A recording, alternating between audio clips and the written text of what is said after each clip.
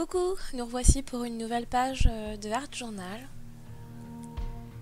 Alors comme toujours, je commence par appliquer une couche de gesso sur ma page.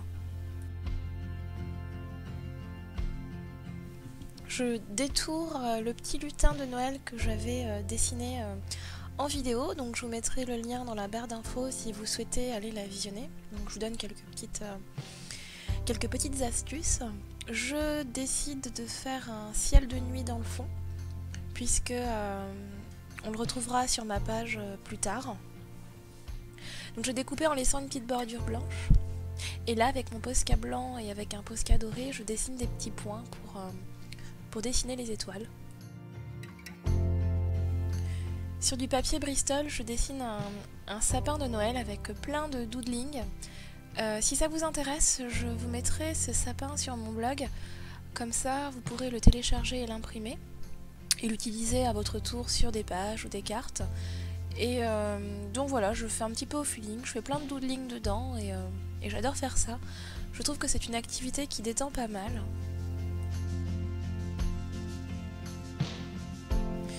Vous verrez dans cette vidéo que je dessine et que je colorise pas mal, donc c'est vrai que j'ai pas mal accéléré la vidéo. Je crois que je l'ai mise en x8. J'espère que ce n'est pas trop rapide pour vous, hein. Dites-moi ce que vous en pensez en commentaire. Le problème c'est que si je n'accélère pas comme ça, la vidéo risque d'être beaucoup trop longue. Un petit conseil quand vous faites du doodling, n'hésitez pas à donner à votre trait un côté enfantin, un peu maladroit, ça donne beaucoup de charme à votre dessin, je trouve.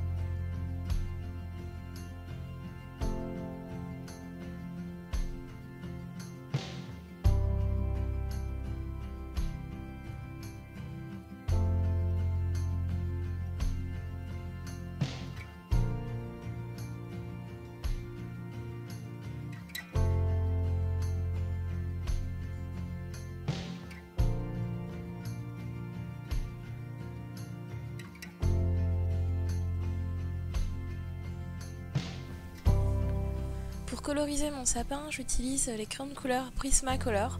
Donc j'ai la boîte de 48. Il y a énormément de teintes dans cette boîte de 48 crayons, hein. Vous allez voir que là, je n'utilise que des teintes de vert. Je crois que j'en ai 7 ou 8, donc juste pour le vert. En fait, je vais utiliser ces crayons avec de l'essence minérale. Je vous mettrai des liens en barre d'infos, vous pourrez aller voir la chaîne de Laetitia ainsi que celle de Scrapbookeries, elles font de très jolies démonstrations. Et ces crayons là, en fait, pour moi, ce sont juste les meilleurs du monde. Alors je n'ai pas testé tous les crayons du monde, mais c'est vrai que si vous voulez avoir un crayon de qualité, je vous recommande très fortement ceux-là, hein. La pointe est grasse. Elle glisse toute seule, je n'ai même pas besoin d'appuyer pour avoir une couleur intense. Et vous voyez bien que même sans essence minérale, les couleurs se fondent déjà très bien entre elles. Donc vraiment, c'est un bonheur à utiliser, hein. Moi qui n'étais pas fan des crayons de couleur, depuis que j'ai ceux-là, hein, j'en suis amoureuse. Et donc voilà, vous voyez un petit peu toutes les teintes de vert que j'ai, et j'en ai encore laissé 2 dans la boîte. Et donc vous le verrez plus tard dans la vidéo, mais donc je passe par moments très grossièrement mon crayon sur les zones du sapin, parce que avec une estompe et de l'essence minérale, je vais venir lisser la couleur. Donc vous le verrez tout à l'heure un peu plus tard dans la vidéo.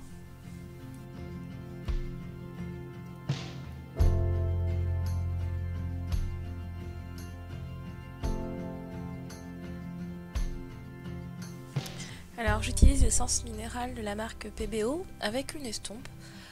Je vais tremper mon estompe dans l'essence minérale et puis je vais venir appliquer ça sur mes zones colorisées au crayon de couleur et vous allez voir que les couleurs se fondent entre elles, que les traits de crayon disparaissent et on a une couleur très diffuse, très douce.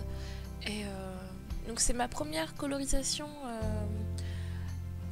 au crayon de couleur plus essence minérale, donc je découvrais un petit peu en même temps, mais voilà, c'est vraiment pas difficile à utiliser, hein, donc c'est à tester, hein. Moi j'ai acheté la mienne sur Amazon, je l'ai payé un petit peu plus de 5 €, donc ça vaut vraiment le coup et ça marche avec tous les crayons de couleur, donc peu importe la marque, ainsi que les crayons aquarellables.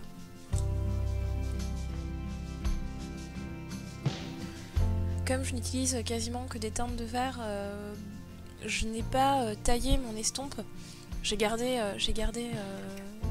mon estompe avec les traces de verre parce que du coup ça me faisait de jolis dégradés, je trouvais, et ça donnait ça avait un petit côté intéressant de remélanger la couleur avec une nouvelle couleur. Et il faut savoir que si vous voulez vraiment utiliser des teintes différentes, il faut les filles, quand je les ai vues utiliser leur estompe avec l'essence minérale sur leur vidéo, je les ai vues utiliser du papier de verre pour tailler la pointe de l'estompe.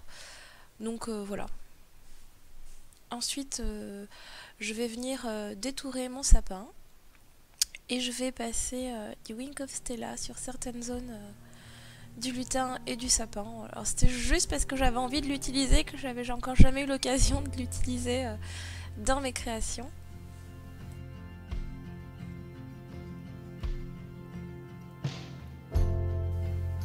Là, c'est le petit clin d'œil pour Chris et Nelvea. Donc voici les ancêtres des Gelato. Donc il n'y a pas écrit Gelato sur le packaging, hein. C'est mon père qui m'avait offert ça il y a 15 ans à peu près quand j'étais au lycée. Je savais pas du tout ce que c'était et j'ai redécouvert ça il y a pas longtemps. Et voilà comment j'utilise ces Gelato. Pas avec les doigts parce que j'aime pas du tout frotter les pastels gras avec les doigts. Moi ce que j'aime faire, c'est les poser sur mon papier et venir patouiller avec un pinceau et de l'eau, hein. C'est vraiment c'est ce que je préfère faire et c'est ce que je fais d'ailleurs ici tout simplement. N'ayez pas peur, hein. On a l'impression que c'est très moche ce que je fais, que ça ne va ressembler à rien, mais je vais travailler ma couleur avec de l'eau petit à petit et je vais arriver au rendu que je recherchais sur la fin.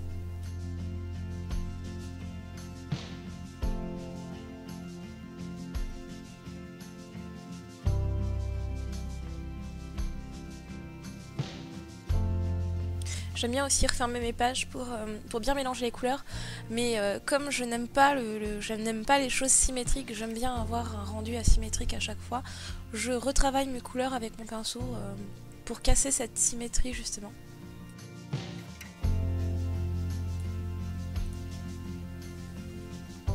Là je vais utiliser l'encre noire de la marque d'Illusion donc pour faire des coulures, mais si vous n'en avez pas, vous pouvez tout simplement diluer de la peinture acrylique noire avec de l'eau et ça marche tout aussi bien. Donc là il faut avoir un petit mouchoir, hein, pour travailler, pour éviter d'en mettre partout. Donc finalement je n'aimais pas la bordure blanche, donc je la repasse en noir. Et je vais coller mon sapin et mon lutin avec du gel médium mat pour que ça adhère bien à ma page.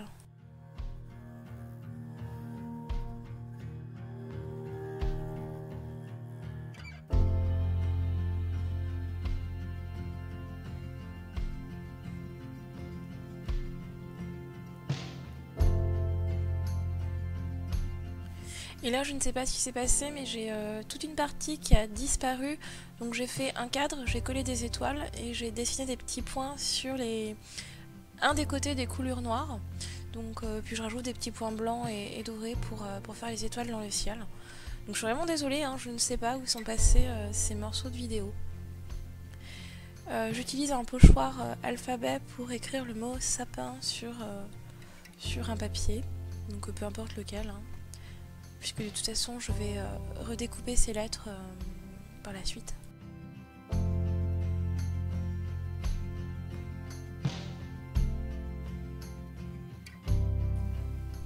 Je vais ensuite repasser mes bordures avec mon feutre doré pour faire ressortir le mot. Et encore une fois, je colle mes lettres avec le gel médium mat.